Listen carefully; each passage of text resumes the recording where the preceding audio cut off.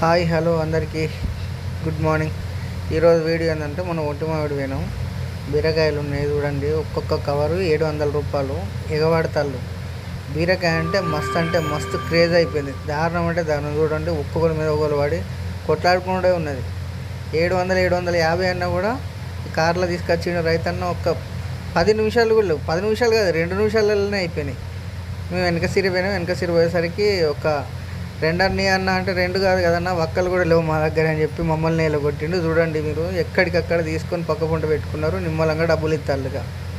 ఆయన ఇటు పోతుంటే చూడండి, డబ్బులు అంటే మళ్ళీ వెనకసిరి డబ్బులు తీసుకొచ్చి ఇచ్చిండు. ఫస్ట్ అయితే మాల్ దొరకడు ముఖ్యం, తర్వాత లెక్క.